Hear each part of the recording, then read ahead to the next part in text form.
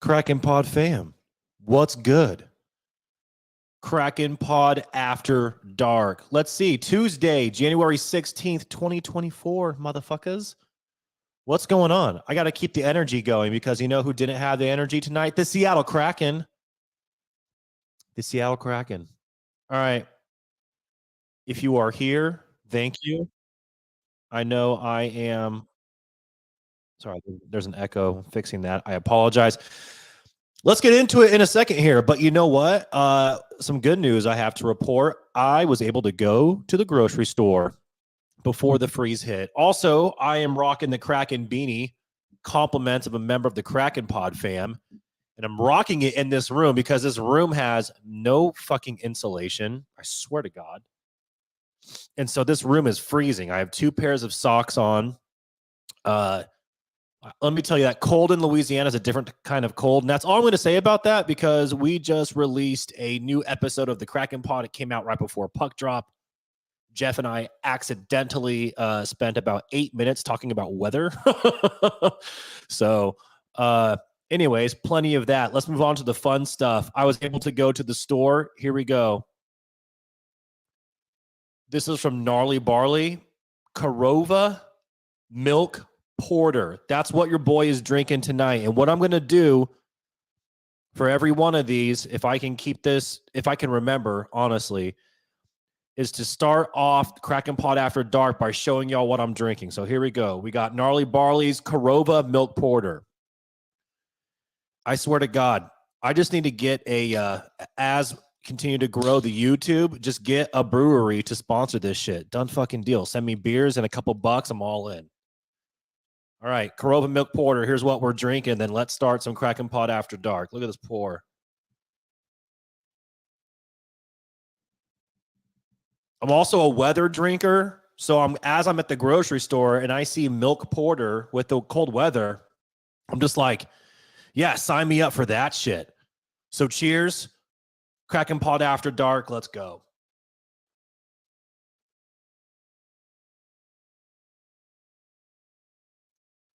God damn. Dude, shout out to Gnarly Barley Brewery. So fucking good. All right, I don't want to do it, but we got to do it. Let's go over the game notes for tonight. The Kraken end up losing 5-2. All right, game over. Everybody, thank you for coming out. All right, for real though.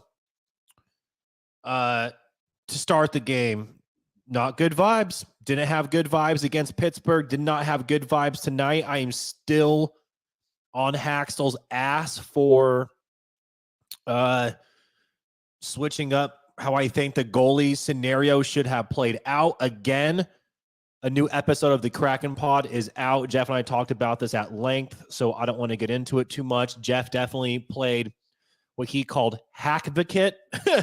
He wanted to play devil's hackvacate and just kind of try to put a little twist on it and, you know, just had engage in some conversation around that. I don't like Decord starting in Pittsburgh. I don't like throwing Driggs out there who got fucking lit up tonight.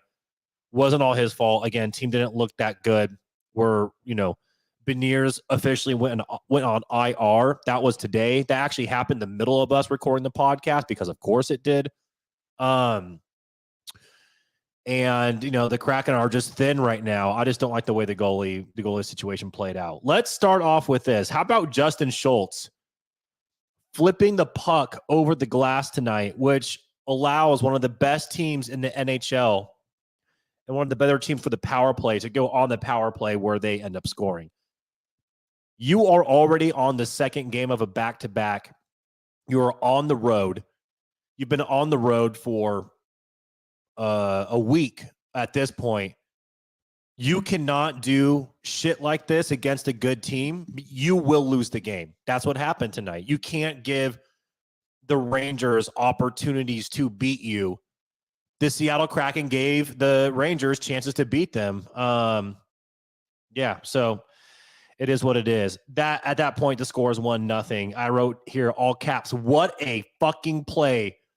Bjorkstrand combination, Father Canner setting up Data Energy, Jordan Eberle on a goal, center ice, on the power play. By the way, Kraken were 2 for 2 tonight on the power play. Really the only good takeaway from the game. They lost 5-2.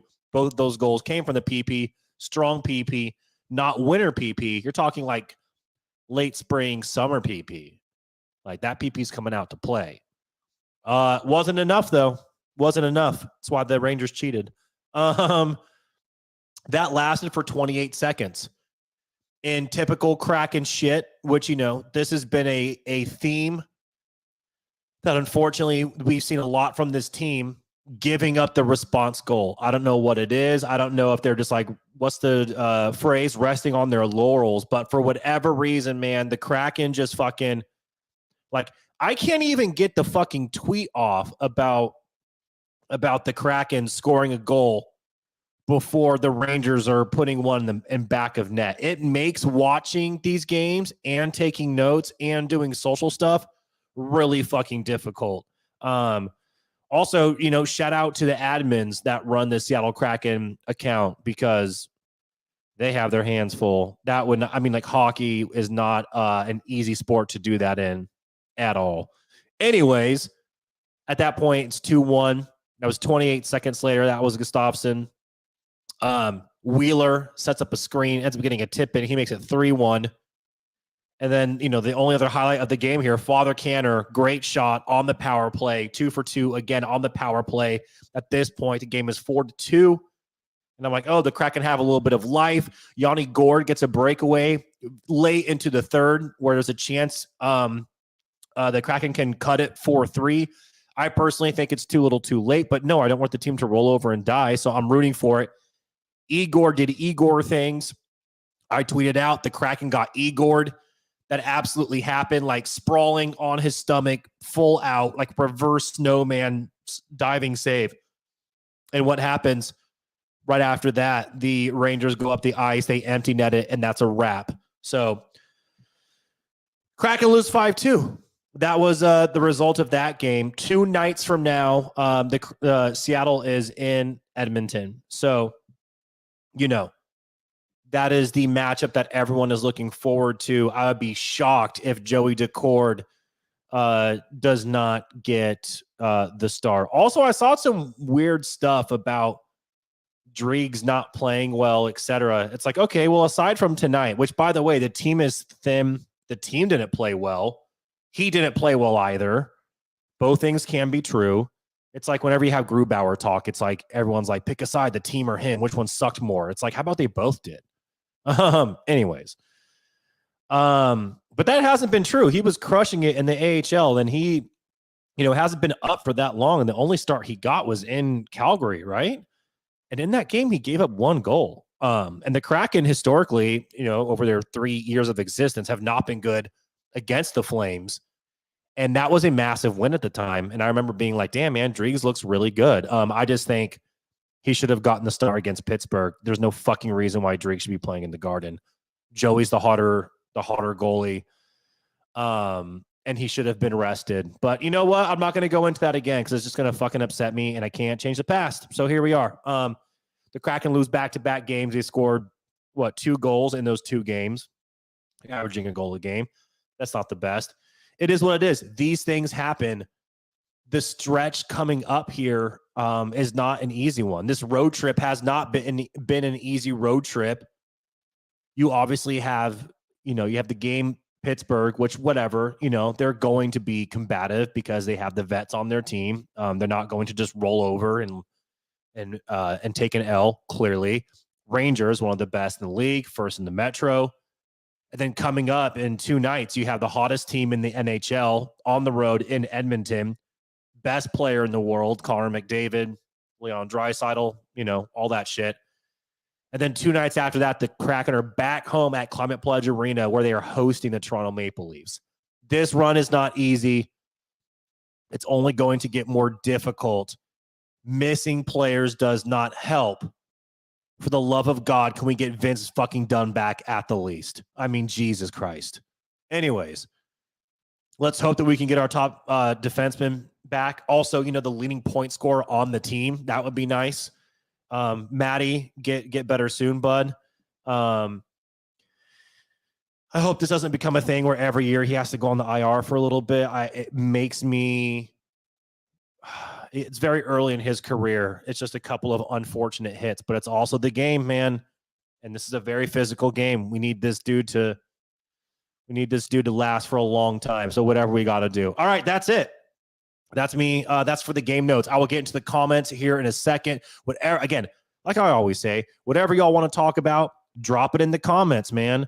The game, not the game. I don't give a shit. Let's just hang out and talk. By the way, and let me know what you think about this idea. And by that I mean I'm probably going to do it anyways, but I still want your input on it.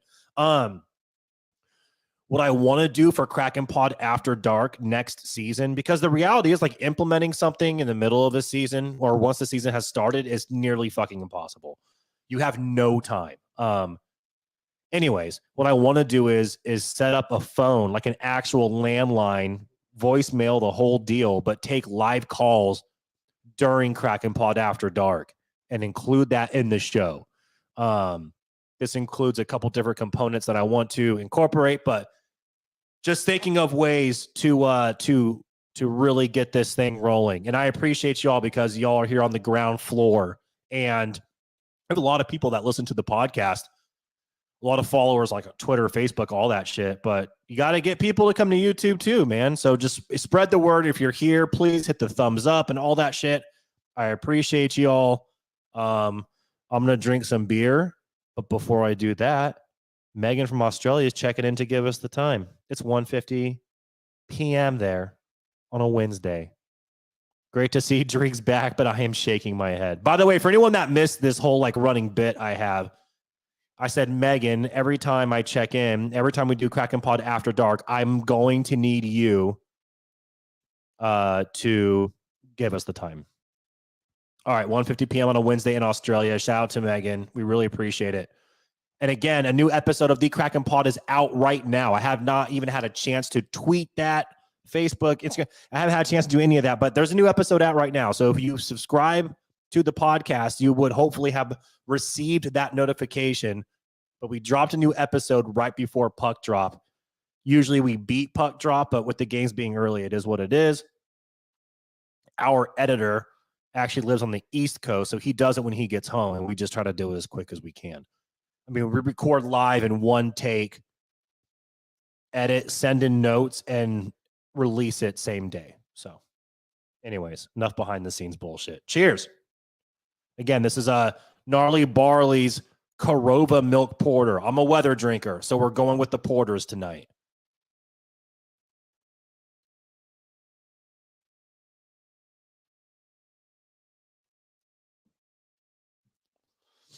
What a fucking trash game. These two games have just fucking sucked. But you know what? At the end of the day, the Kraken won 9 in a row. So positive vibes keep rolling. Now let's see how competitive we are 2 nights from now against Edmonton in their barn. Joey's getting that start. We need Undertaker back. We got to figure something out. All right, comments time. Let's go, baby. What up, Joey? What up, Rush? I'm guessing that you are sending me this from your place of employment, Boeing. So again, I'm glad that you're here. Please don't lose your fucking job over this. I promise you it's not worth it. Thanos was right. What up, Thanos? They look like they want to go back home. Dude, the Kraken look fucking over it. Again, a slow start. I actually liked their effort in the second period tonight. But yeah, just overall did not have it. Didn't like the vibes tonight prior to the game. Didn't like the vibes yesterday. I was going to say 2 nights ago. It really has been a 27-hour turnaround. Didn't like the vibes prior to the game in Pittsburgh, and it all transpired exactly how I thought it would. That I was hoping I'd be wrong on. Alas, I am not. Here we are. All right, Crispy Boy, got to turn this around quick. It's not the end of the world, but we can't make this a habit. Could not agree more. And listen, here's the thing. Because I was talking to Jeff about this, and it was the conversation where it was like, hey, how do you, like, oh, you know, he was kind of he's giving me shit. We don't take really anything too seriously. But he was like, oh, yeah, that panic button that you hit late November, you're regretting it now? And I'm like, no. Because I feel like by that point, and by the way, him and I have talked off mic just about like a lot of things, right? Fucking life. Like the hockey season, right? And kind of like when is a good time to like really get a gauge for your team. And he's told me multiple times that like the weekend after Thanksgiving, the week after Thanksgiving is like prime, like you have enough of a sample size to know what this team is. I felt very confident being like, yeah, I've seen enough. I know who this team is, and this is not a playoff team. Can they still make the playoffs? Absolutely. And from what I've seen lately, they are a playoff team. Now, with that being said, when they lost 8 in a row, them winning 9 in a row, thankfully cancels that out and won. But they have to be way more consistent with their wins moving forward, or they're still going to miss the playoffs. I mean, as of now, they would miss it right now, even coming off the heels of a 9-game winning streak. So you are right. They cannot make this a habit, because if they make this a habit, that's a wrap. They're not going to make the playoffs. And I think going into tonight, we looked it up earlier, they were tied with Edmonton for like the second wild card spot, but that doesn't, I mean, right now Edmonton has the head-to-head, so that doesn't even mean anything. Anyways, we still have a lot of hockey left. I'm curious to see what, if anything, the Ron father does, but we'll see.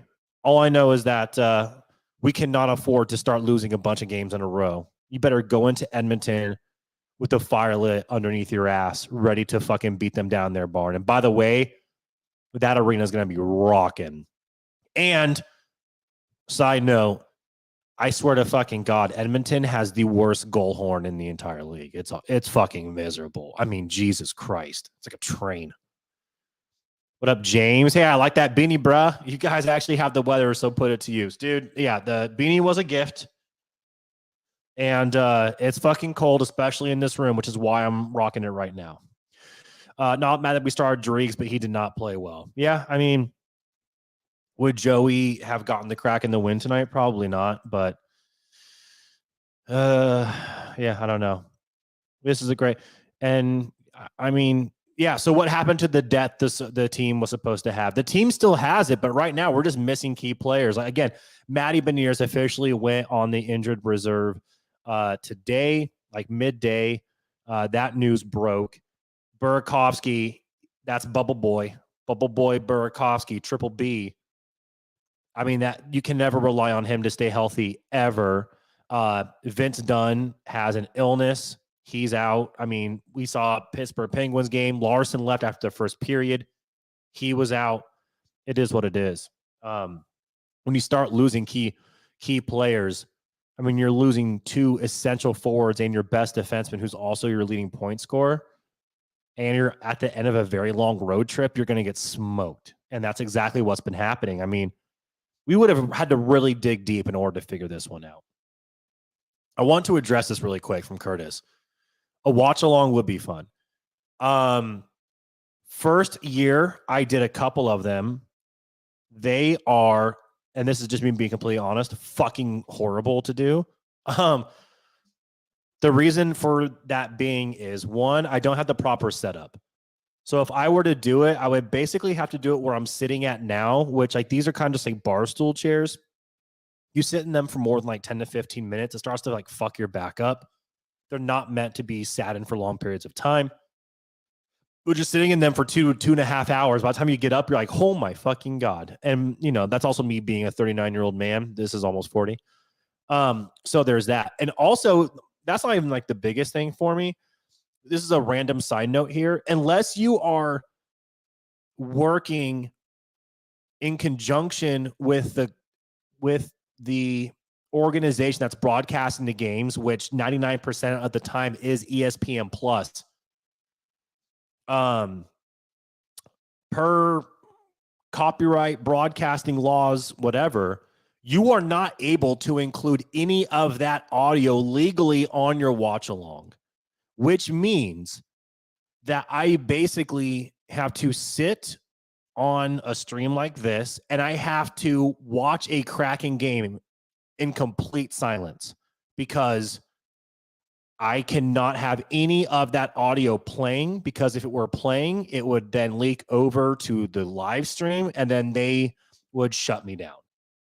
And that's what makes doing live watch alongs so fucking awful. It's hard to do because you're basically just sitting in a room that's dead quiet, looking at a TV with mute on, and you're live commenting on something for 2.5 hours. And hockey moves so fast. Like forget getting something to eat or drink or, taking a fucking piss. So anyways, it's not something I prefer to do for those reasons. And that's the reason why. I don't know why I just shared all that information with you. From James, I 100% want you guys to have a live phone line and fucking make it something awesome like the red Batman phone. Dude, that's a fucking epic idea. I'm going to steal the fucking phone from Blue's Clues and just fucking roll with that. Kind of like Penix Jr., a lot of injuries early in his career. Yeah, I agree. I think he can he's referring to Matty Beniers, by the way. I think he can overcome them. I think he'll be fine. So far, it's been like a concussion and whatnot. Not that I'm downplaying fucking brain injuries, but, he can overcome them. Not watching this on replay either. I do not blame you. Please do not do that. Megan says, my godson also works at Boeing. Hey, Rush Anthony, there's a good chance you work with Megan from Australia. Godson. Here we go.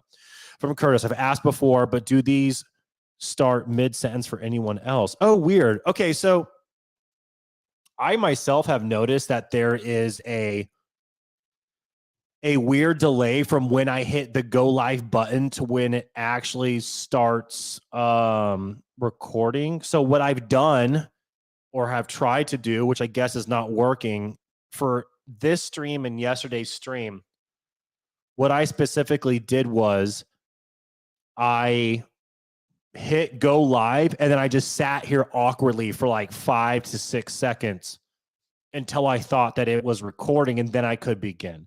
That might not be long enough. I might just wait a little bit. Like I might just pause for like 10 seconds and just sit here and be fucking weird. But then people are going to be like, is he frozen? Anyways, I'll figure it out, but I appreciate you letting me know. Megan says, I'm not hitting the panic button again yet, but this keeps up. She's pressing it. I don't blame you at all. Listen, I haven't even backed down from that stance yet. I stand where I stand, and I want to be proven wrong. I really do. Like, why the fuck would I root for this team to be bad? I don't. I mean, I just, prove me wrong. Win some fucking games. I'm not saying that like they haven't. They just won 9 in a row. Like, I'm very grateful for that. But what I'm saying is, like, you're going to need consistency moving forward, because unfortunately the hole they dug themselves in for primarily the first half of the season is a hell of a hole. And they're going to have to really, really be consistent and really win in order to make the playoffs this year as a result of that. And that's just a fact. All right. If there's nothing else, I'm about to call this motherfucker a night. By the way, isn't it? It's not summertime in Australia right now, is it? I'm trying to remember when I went there, what months it was. I don't remember. Doesn't matter. 84 in Australia with shorts and t-shirts. Oh my God, I'm so fucking jealous of that. That's if anybody doesn't have anything else, man, I'm wrapping this up. Oh, and if you haven't had Gnarly Barley's Korova Milk Porter, please, by all means, go out and get you some. Also, I'm a fan of like artwork on beer cans, but I'm a big fan of theirs. Look, my bare paw just holding that motherfucker. All right. It is summer. It's summertime in Australia right now. Fuck me. I need to be in Australia again. From James, I'm going to go watch WCW Monday Night Nitro from 97. Forget these last 2 nights ever happened. Love you too, man.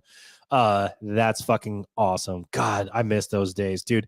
Fucking late 90s wrestling, early 2000s wrestling was just fucking untouchable. So fucking good. Like I remember growing up in Washington State. Oh my God. You know what? I have a random story I'm going to share with everybody really quick. Whoever sticks around can hear it. I grew up, and I'll leave his name out of it, but I'll say his brother's name because it's part of the story. I grew up obviously in Washington State. Olympia Lacey, one of my best friends from elementary school all the way through high school, had an older brother who was like 2 or 3 years older than us. And we were fucking obsessed with wrestling like everyone else was, right? I mean, you had like Undertaker and Kane, and you had fucking, I mean, you know, like Triple H and all that shit. And then you had, you know, you had Stone Cold like driving beer trucks and like pouring cement into like the convertible of fucking Vince McMahon. You had The Rock, like in peak Rock. I mean, like, dude, everything about like every fucking SmackDown, every Raw, all that shit like was just so fucking epic. Like I was just completely hooked. And my best friend was even more hooked than I was. And that's saying a lot. And, so we would go, like, I would go over to his house, like cross the street and go down the block and like go to his house to hang. The funny part is if I went to Lacey right now, I could find his house in 2 seconds. It's kind of weird how your memory works like that. But anyways, I remember, so we used to go to his house, and his older brother, again, a couple years older than us, but when you're that young, you just feel like he's fucking 50. And he was like, oh, do you guys want to like hang out and fucking play or whatever? We're like, yeah, cool. And then his games would be just like making me and my best friend fight while he watched and like left. And then, or he would just beat the shit out of us. So anyways, but their family is like freakishly athletic. And long story short, his older brother, right after graduating high school, shout out to North Thurston High School, go Rams in fucking Lacey, Washington. Right after his brother graduated high school, he pieced out to Texas, and everyone's like, what are you doing going to Texas? And he's like, dude, I'm going to the Shawn Michaels School of Wrestling. Like, I'm going to be a fucking pro wrestler.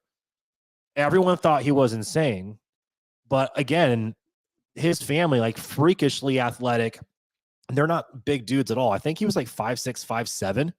Anyways, yeah, he made it to the WWF/WWE. That individual's name, his wrestling name was Spanky, and his real name is Brian Kendrick. And you can look that shit up.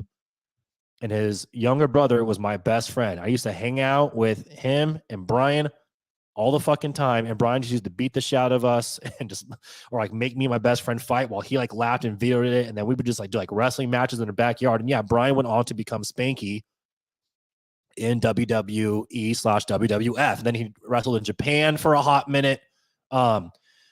And, you know, I think he kind of, I don't know if he fizzled out or what exactly happened in his career, but it was wild. I remember watching him on TV and being like, this is nuts, man. I mean, like it was nuts to like grow up watching wrestling with those guys. And then me and friends are watching Brian, who we used to hang out with like every day because he was always just around. And now he's on TV as a wrestler. I'm like, this is fucking crazy. Anyways, y'all can look that up if you want. So, all right. Yeah, that's it. Oh, wait, hold on. One more comment here. Bro, home wrestling was the shit. Dude, all we did was home wrestle. Somewhere there's a video, because like I'm fucking 39 years old now. So like we had like the handheld, like the camcorders back then with like no smartphones. There's a video of me legit getting fucking suplexed into boards that we had set up in the back of my friend's house. My friend's like, dude, can I fucking suplex you through this? And I was like, one condition. You get it on video. So there's a fucking video of me just getting fucking wrecked through plywood. And it was awesome. I had such a fucking blast doing that shit. Also, looking back on it, one of us should have been paralyzed, minimum. I mean, like, the shit we did was fucking stupid. But yeah, so that's the story of Brian Kendrick, a.k.a. Spanky, who went on to rest professionally for a hot minute. All right. Anyways, I'm out. That's random story time, but I love you all. I'm sorry the Kraken fucking sucked tonight, but it is what it is. I always have a good time hanging out with you. Again, if you're here, thumbs up, all that good shit. And yeah, we will see you. I will see you 2 nights from now against Edmonton. That is a massive, massive one. Pro Joey podcast. I'm like 90% sure that Joey is going to get the start in net. Hopefully we can get our guys back from illness and come back and have a decent game. So, all right, signing off. I'm going to drink the rest of this beer, and I will see you all on Thursday. Oh, yeah, and listen to the Kraken Pod because new episode's out.